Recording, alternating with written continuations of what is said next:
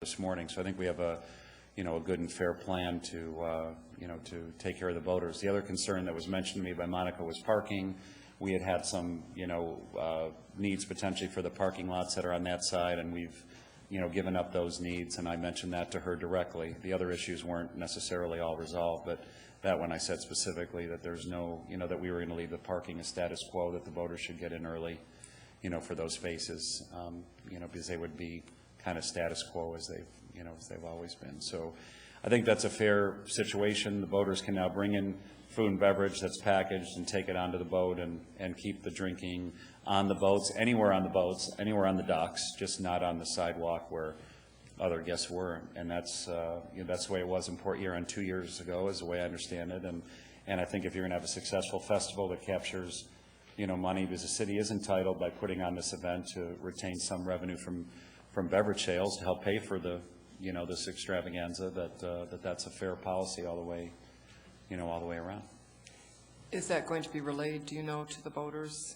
Well, my understanding from Mr. Brown is that they were going to relate it out, and they're in the process of getting passes made, cards made. They're going to show that to our security, and that those cards, would be distributed to everybody. And we're also going to have a talk with our security to let people know, to give the boaters the benefit of the doubt if they, but there's also a fine line, because people historically have brought coolers in that weren't boaters, that just would sit on the grass and bring, coolers in, which we want to avoid. And I think the message I want to get out is, one, that there'll be food on the grass at 10th Street where there's music. There'll be food where there's, on the other side of the dock, where the VIP tent was last year, to the water side of the college. There'll be food and drink there, and it's going to be very affordable. $4 for City of Port Huron residents and $5 outside, I think, is a good price when you're getting concerts and other activities, around. So I think it's a pretty, fair situation. And again, just to be clear, the boaters will be allowed to drink on the boats and on the docks and bring food and drink in at any time, according to the last discussion I had with Dave this morning. That was about 10 o'clock. So. Yes, Councilman Jonathan, I just wanted to thank you for coming here and doing this. I know if this is half as good as Art Beats and Eats, we're going to be pleasantly surprised around here. I am a little concerned that we couldn't get 2 weeks out of you to do this, to make it next meeting. I kind of liken it to, buying a new car without test driving a little bit, but I believe in you, and I think I know all the hard work you've done on here, and we've seen it from Bruce, and he's kind of kept us up to date to what you're doing, and I think people are going to be very happy when they see what you guys put on this weekend. I appreciate it very much. And again, the 2 weeks, I still think we can work out an arrangement if all goes well. And just keep in mind that, if it's missing something, or the weather gets in the way a little bit, the city has been benefiting all the way through. I think we've had a lot of good, PR. The Bayview folks are excited about it. One of the reasons to do this was, to keep, to turn this direction into some positive momentum and keep Bayview excited about, having people come down and families come down too, because if they're not, believing in the venue, then, you don't ever want the venue to be questioned. So I think there's a lot of benefit the city's been having up until now. And I also know there's a couple of headaches, that are in the way with doing it a little bit different. And, I mean, you can't always make everything work. There's some street closures and stuff when you do festivals that get in the way a little bit, but I think that this is a good situation. We didn't talk about the art fair is going to be a nice added touch. We've gotten 50 artists who are, related to our Arts Beats and Eats art directors to take a chance, even though they heard it gets a little crazy on Friday, to come out and bring some nice work and, just bring a different kind of flavor, into things. So, I think if you build the event a little bit different, you have a chance to broaden the crowd and broaden the horizon. So I think we brought best practices with us, and I think we're making a fair offer to the city with this tonight. So, Mayor, Yes, Councilmember Archibald. just a question for clarification. Last year, were we not allowed to walk along the north side with a beer? If you bought the beer, you could walk along the sidewalk.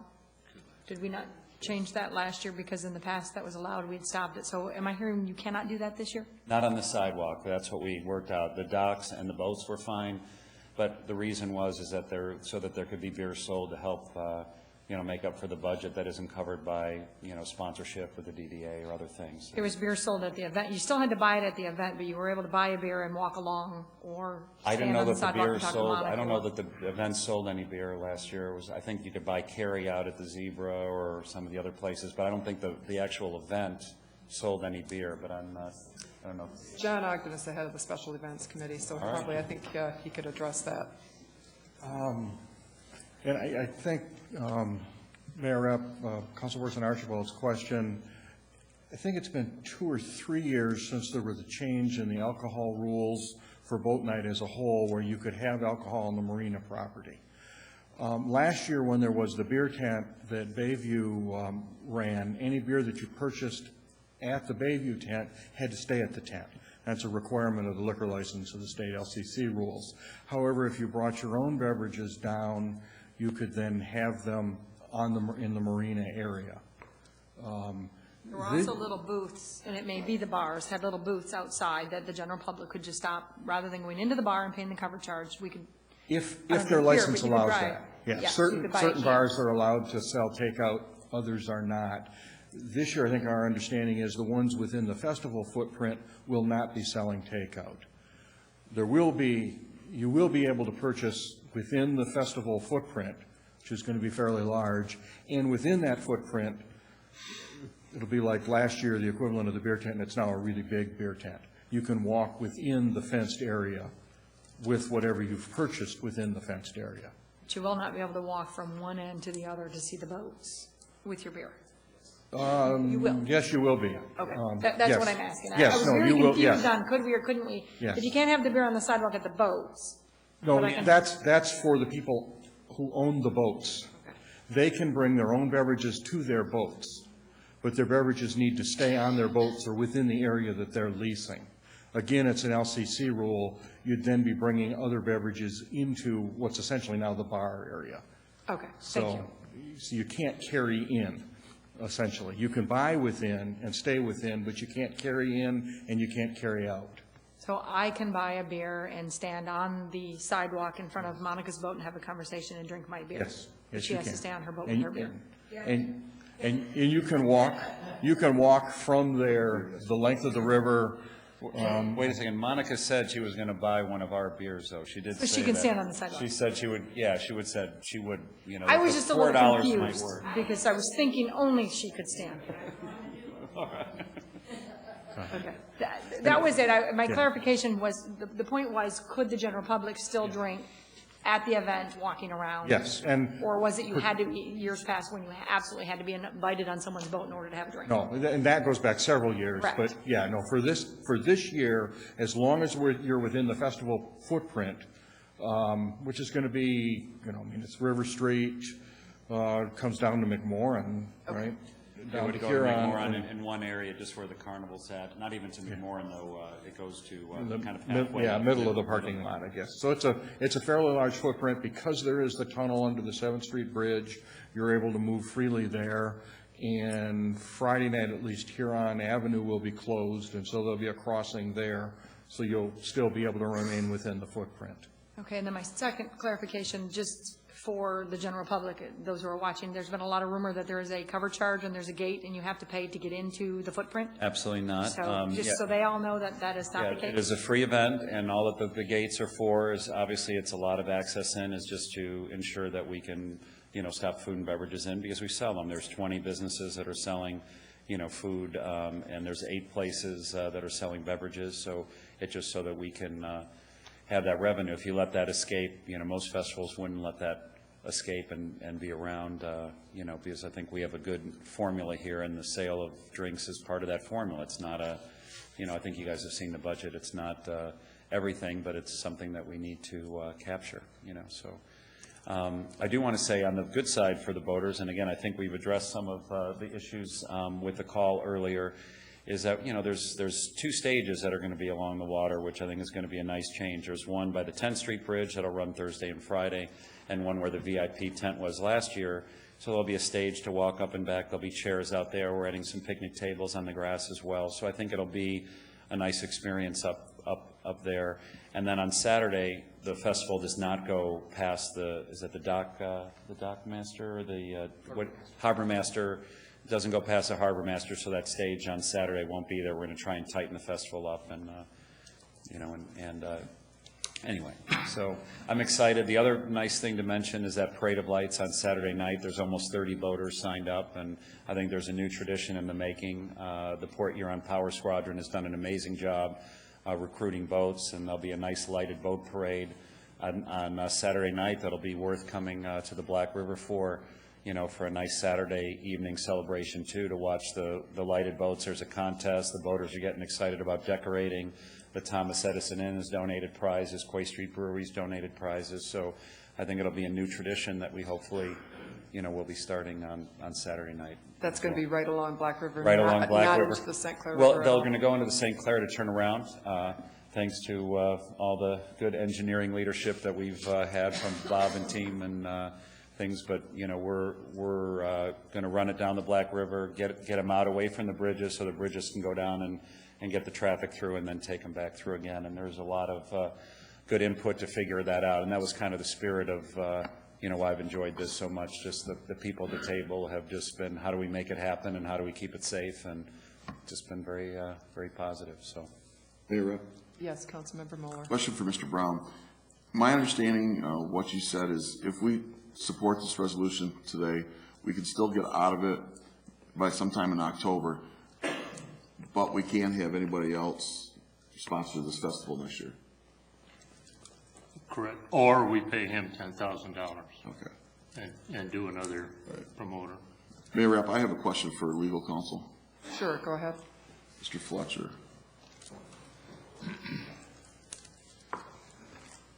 I have concerns about, I don't know the lady that talked about the voting, but I've been contacted by 2 other residents of the city of Port Huron that have property down there, private property, that have been told that they can't sell their wares on the private property.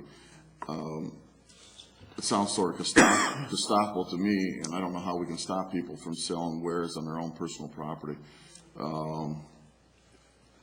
Can we stop them, and are we stopping them? Well, I was asked that question. There's been no ordinance that's been passed that would stop anybody from selling what they are legally permitted to sell on their property. So that's all I know, without more details about who it is, where it is. Mr. Witt's property behind where the ice cream is, where they used to have private property. Miss Whipple is going to be selling wares there. She's been told that she can't. Mr. Carlos's barber shop down at the end, he sold things there before. He's been told that he can't. I don't believe that we have the authority to do that, nor anyone else in a free democracy. Well, what we have, the people have to meet certain requirements. For example, the stores along the main street don't get to put their wares out on the sidewalk or put them outside of the building. I understand that. So I don't know what the regulatory issues are. I don't know what ordinance was passed. That certainly can be regulated, but if the ordinance wasn't passed to do it, it can't be. So it's just that simple. Okay, so I wouldn't be wrong by telling them to sell their wares then. Can I just jump in for a second? I think that's, if I just want to ask a question, I think that's what used to be as a transient merchant, if you're talking about that. If a store owner wanted to sell their wares somewhere other than their store and rent property from somebody else to put their wares out there, then they were not selling them from their store. They were a transient merchant. Unless that's changed, I believe that's the case, and they actually did have to get a permit, and that was approved by the city as to whether or not that location was a valid location. So I assume in this case that it's not a valid location because it's not owned by the person selling the wares. It's owned by someone else that they're renting from. Well, Mr. Carlos' position, it isn't. I'm not sure his name is Carlos, but. Torres. Torres, okay. And I'd like to just comment on that, too, if I could just, both from the appointment, the point the attorney made, as well as just in the well-being of the festival. I understand, what something like that, Carlos was talking about selling things in his parking lot, which is outside. Carlos is in the hair business, and he wants to go into the food business for one night of the year. And in the spirit of this, there are people who, some of them from Port Huron, that have paid to get space in the festival that person would be competing with. If he was a restaurant or another situation and we had discounts for Port Huron businesses. They paid $500 less than people from outside the city of Port Huron. And if you start a position where 10 people could just go outside their place and all of a sudden could sell food, then we wouldn't have any revenue to sell food. We would have no control of the revenue. We would have no control of the health, the safety, and the quality of it as well. And we're looking for I restaurants. don't think to he's sell food. asking for that from you. Well, that's what he had said to me. He's done it for years. Right, I know. He sold food for years to the public out of there. And I think that's one of the changes, and again, that's one of the changes that, I think is a good one for the city, is that it has control of, and getting the revenue from, people, and people were willing to pay that. And I don't think it's fair to the 19 businesses that, that stepped in and paid it when, for someone to come in and set a precedent that 5 or 6 more people could, and then there'd be no value to it. And other cities have the same type of permitting, where, again, if to go outside of their business and to set up a tent in a place, they have to get a permit to do it. That's how cities operate. It's generally the rule about it. And, like I said, part of what us coming here, we haven't been, favorite of some people, and Carlos would be, one of the people who's frustrated. Let me just say, he's going to get a $100 fine from the court, so it's a lot cheaper to do it that way. So good luck, Mr. Torres. As to the voting situation, I think in a year from now, we're going to go back to what we had several years ago. We're going to have a double standard. We're going to have the rich voters can have all the alcohol they want, and they can drink it wherever they want, but I live here in the city, and I can't bring my beer down here and drink it, and we're going to create a problem. But I call for the vote. We'd have to have a We've had second enough for that. discussion. If there's any, you'd have to have a second for that, so unless somebody wants to second that, I'll at least open it to any other discussion. I guess I got a closing comment to make for me.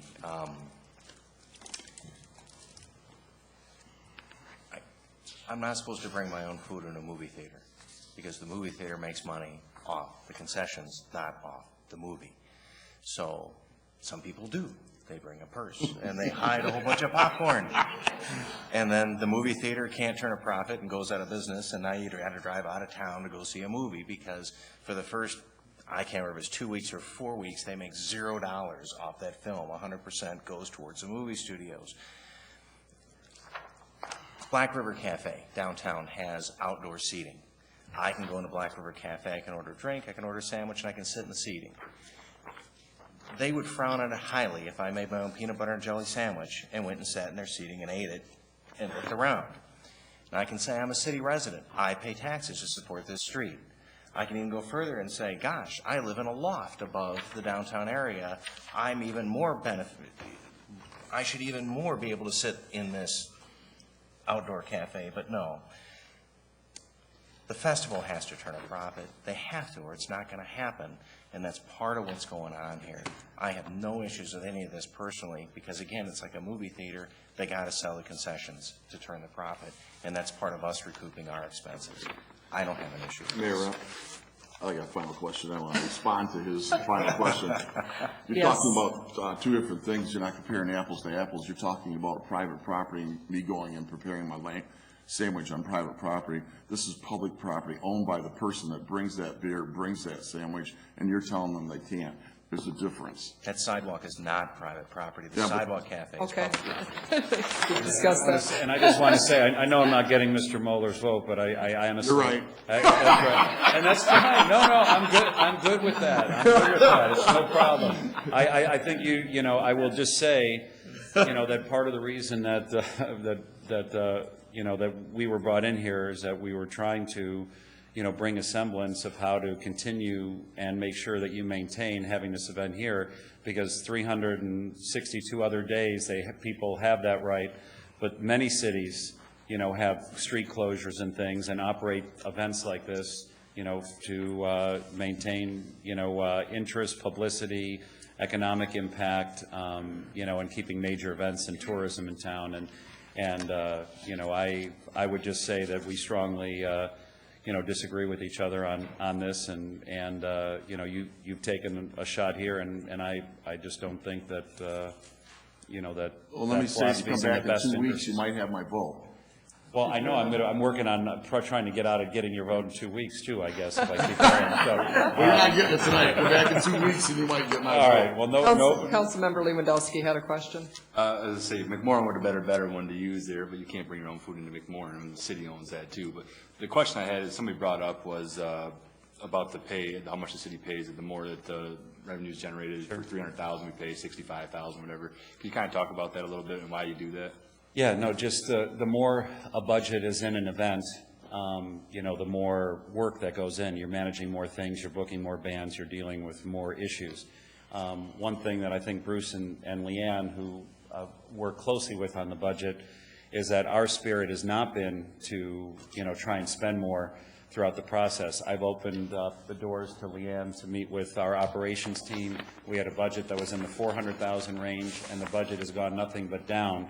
I made a case to Bruce and team what you needed. We looked at what sponsorship was, and we've been doing nothing but cutting. We've probably cut $650,000 or $60,000 off the budget from the time that it was initially approved, because we know if it doesn't work financially, we have no chance of getting Mr. Muller's vote at any time if the budget isn't there. So I just want to say that Bruce and Leanne can attest to the fact that Leanne's been finding trade-outs and sponsorship support and cutting costs left and right, and we've been stepping up with her every step of the way trying to do that. So even though we do get more money if the city were to spend more, we're definitely looking at this long term. And again, that's why I'm trying to take the cut now, is to look at it long term to make sure that the budget works out at the end of the day, because I think that's going to be an important important factor. And I would ask them, because we have not, this has been an important piece of business for us. It's not a large piece of business, compared to all the events we do in a year, but it's been very important, exciting, and it's a chance to have a new partnership for many years. So we want to see this thing, work. And we're not promoters here. We don't get, the beer sales goes to the city. We're not, the bottom line is that the city wins on that. And I think that's another misconception that I've seen in the blogs, that, the promoter's getting this and that. And we're agents of the city, and that's how we've acted, I think, the entire time. So. Mayor Rep. Right. Yes. Not to drag it out any longer, but I have one last quick question. If we love the event, it's very successful. We agree to this tonight, but there's a few things we want to tweak. For instance, maybe we find that letting Carlos sell his food in his parking lot would have been okay, or letting the boaters walk around with the beer. How much ability does the city have to come back to you next year? 100%. You have all ability. You have all ability. You have the ability to say, hey, we want to do it again. We loved it, but the event didn't do as well financially, so you have to do it at $100,000 less. I mean, the city dictates what's spent. The city has final decision making on all those issues. What Bruce and Leanne did is they asked me for what the best practices were, how the other cities have done it, and we've just, we tried to bring that to the table. But at the end of the day, it's the city's decision. So, and I think the attorney would agree. I mean, you're our client, so you can make any changes and, offer up permits for, those type of things to be able to take place again. And again, I'm not going to be the one prosecuting or, writing the tickets to anybody. I'm just trying to protect the people that have supported the event. That's what my philosophy's been in talking to Carlos, and, and it's the city's call on all decisions like that. Thank you. Well, I've seen your event as, I equate it's very similar to what goes on in St. Clair, where they do that, and they have the fenced area when they have their boat races, and they have their separate vendors down there, and nobody brings in anything, or, and it's the same. And I have been to Arts, Beats, and Eats in Pontiac, and that was very successful, even for the people who were bar owners and that there, because we actually went into a restaurant and ate and did not eat the food that was out there. So that was available too.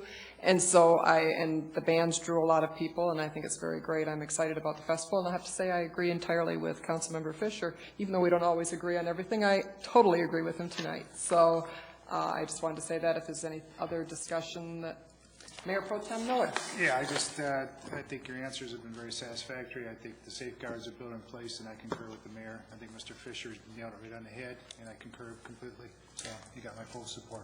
Thank you. Any other discussion? If not, we'll take the vote. Councilmember Lewandowski. Yes. Councilmember Miller. Yes. Councilmember Moeller. No. Councilmember Ruiz. Yes. Councilmember Archibald. Yes. Councilmember Fisher. Yes. Mayor Rep. Yes. That concludes the regular part of our agenda. We do have an announcement that Mr. Clegg would like me to read, which is a little more extensive than what was on the agenda, but I will read it. Mayor Rep, the ordinance is on there, isn't it? It was part of the consent agenda. Oh, okay, thank you. Okay. In compliance with the Americans with Disabilities Act, the ADA, the City of Port Huron is conducting a self-evaluation study and developing a transition plan for city facilities, programs, services, and activities. Title II of the ADA requires that the city's facilities, programs, services, and activities be readily accessible and usable by individuals with disabilities. As part of this study, the city is conducting a series of meetings to give the community an opportunity to provide suggestions, ask questions, and make recommendations on how to remove barriers from or improve accessibility to city facilities, programs, services, and activities.